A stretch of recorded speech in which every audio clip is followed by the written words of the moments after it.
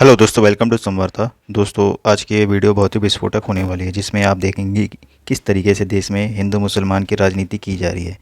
और दोस्तों, आने वाले कुछ दिनों में बिहार के इलेक्शन होने वाले, जिसको देखते हुए गोदी मीडिया पूरा माहौल बनाते हुए बिहार के इलेक्शन में लग चुकी है हमेशा की तरह। आज की इस वीडियो में आप देखेंगे कि किस तरीके से राजकुमार भाटी, जो कि समाजवादी पार्टी के प्रवक्ता हैं, और आलोक शर्मा, जो कि कांग्रेस प्रवक्ता हैं, उन्होंने किस तरीके से गोदी एंकर और बीजेपी प्रवक्ता की हिंदू मुसलमान वाले डिबेट पे किस तरीके से बैंड बजाई है। तो आप वीडियो पूरा अंत तक जरूर देखिए। वीडियो बहुत ही विस्फोटक है, और वीडियो आपको अच्छी लगी तो चैनल को जरूर सब्सक्राइब करें। तो चलिए शुरू करते हैं। चलो भाई, देखो अब मैं क्या करता हूँ। ठीक है भाटी जी, आप माइक उठाइए क्योंकि यूपी की चर्चा है। आप चुनौती दे रहे हैं, अखिलेश यादव आए हैं।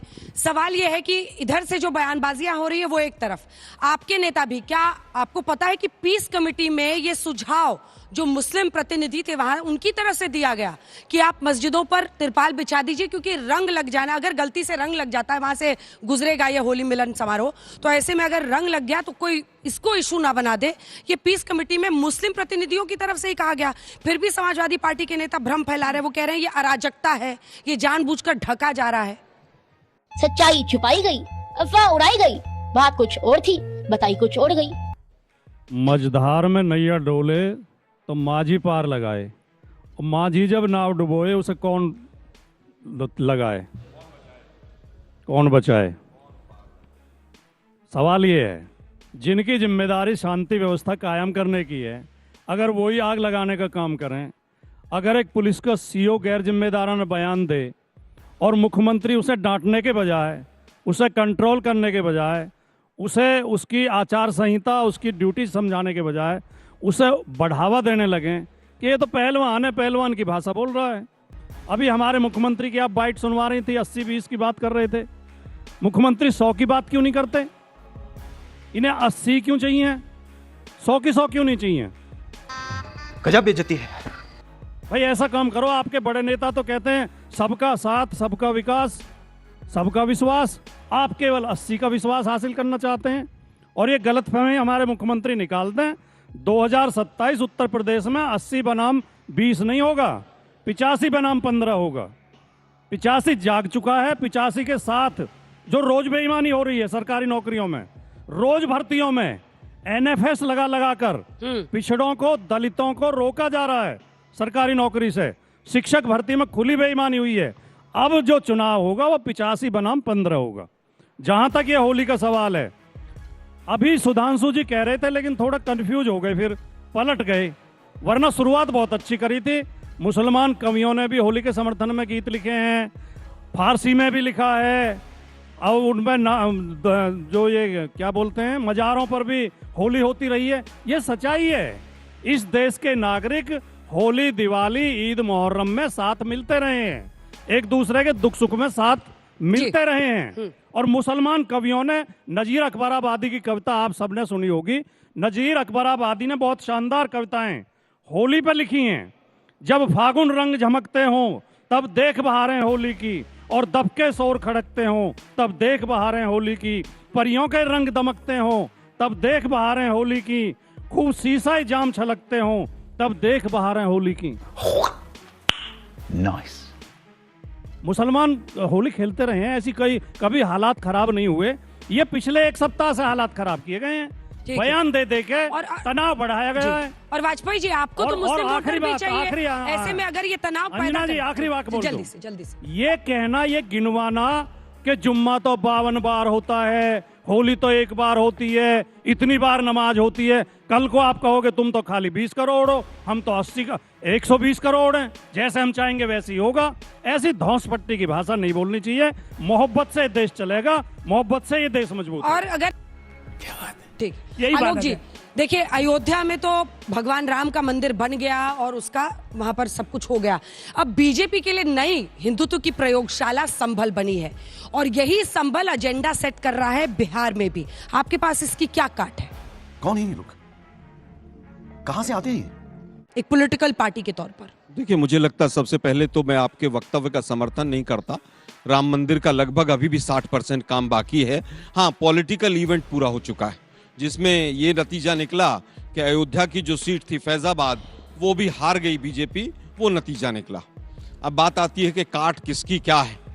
हमारे पास इन चीजों की काट ढूंढने का समय होना चाहिए, या विपक्ष के पास यह होना चाहिए कि लोगों को रोजगार कैसे मिले, महंगाई कैसे दूर हो। लेकिन आज दिक्कत यह है, होली की शुभकामनाओं के साथ मैं पूरे देश को एक बात कहना चाहता हूं कि सब समस्याओं का एक ही समाधान है, एक ही इलाज है, हिंदू मुसलमान, हिंदू मुसलमान, हिंदू मुसलमान, और यही है मोदी सरकार। आज हालत यह, कोरोना होता है तो हिंदू मुसलमान, तबलीगी जमात, फलाना ढिकड़ा, केवल 3 साल तक वो हिंदू मुसलमान के रूप में ज्यादा देखा गया। आज अगर शेयर मार्केट में 1 लाख करोड़ रुपए गिर जाता है तो औरंगजेब की आत्मा चलती है महाराष्ट्र से, और वो नोएडा में तमाम स्टूडियो में घूमती 10 दिन तक शेयर मार्केट में जो 1 लाख करोड़ रुपए लोगों का डूबा उसको भुलवा देती।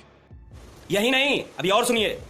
आज हालत यह है कि कुंभ में 1000 से ज्यादा लोग मर जाते हैं। मैं अपनी बात को रिपीट करने के लिए भी बाध्य हूं, लेकिन वो 30 लोग जो मरे हैं, जो सरकारी आंकड़ा आया है, उसकी लिस्ट जो है वो हिंदुस्तान के लोगों को नहीं पता चलती है। 100 से ज्यादा लोग यहां पर नई दिल्ली स्टेशन में मर जाते हैं, 18 डिक्लेयर होते हैं, उन 18 की भी लिस्ट नहीं, क्योंकि समाधान एक ही समाधान, हिंदू मुसलमान, हिंदू मुसलमान। चुनाव आता है तो 80-20 होगा, शमशान कब्रिस्तान होगा, ज्यादा बच्चे वाले, कम बच्चे वाले, मुजरा, मंगलसूत्र, भैंस खोल ले जाएंगे। ये देश के प्रधानमंत्री की भाषा है। फिर कहते हैं साहब वो तो उन्होंने ऐसा बोल दिया था। अरे देश के प्रधानमंत्री जब हेड स्पीच देते हैं, देश के प्रधानमंत्री जब देश को बांटने का काम करते हैं चुनाव में, तो आप छोटे लोगों को कैसे रोकेंगे? एक सीओ लेवल का अधिकारी अगर एक गलत शब्द बोलता है, गलत अपने जिम्मेदारी से भागता है, और मुख्यमंत्री उसकी पीठ थपथपाएंगे, तो बाकी अधिकारी भी होड़ में लग जाएंगे कि हम भी करेंगे। आज हालत यह है कि शिवरात्रि होगी तो शिवरात्रि क्यों होती है, इसका क्या फायदा है, वो चर्चा नहीं होगी। चर्चा होगी हिंदू मुसलमान। कावड़ जो लेकर आते हैं, चर्चा होगी हिंदू मुसलमान। रामनवमी होगी तो 10 राज्यों में किसी भी रूप में, ज्यादातर बीजेपी शासित राज्यों में कहीं पथराव होगा, कहीं दंगे होंगे। रामनवमी क्यों मनाई जा रही है, इस पर चर्चा नहीं होगा। प्रभु राम की जो भव्य झांकियां हैं उनके ऊपर चर्चा नहीं होगी। केवल चर्चा किस चीज पर होगी? हिंदू मुसलमान पर। दुर्गा पूजा हो, दिवाली हो, अब ये होली का नया एक्सपेरिमेंट आया क्योंकि बिहार में चुनाव है। हालत यह है कि अमेरिका से हमारे युवा हथकड़ियां और बेड़ियां लगाकर आते हैं, और यहां 10-10 दिन तक हम चर्चा किस बात पर करते हैं कि औरंगजेब कैसा था, कैसा नहीं था। मैं कहता हूं बिल्कुल खराब था वो। मैं तमाम चीजों से उससे इत्तेफाक नहीं रखता हूं।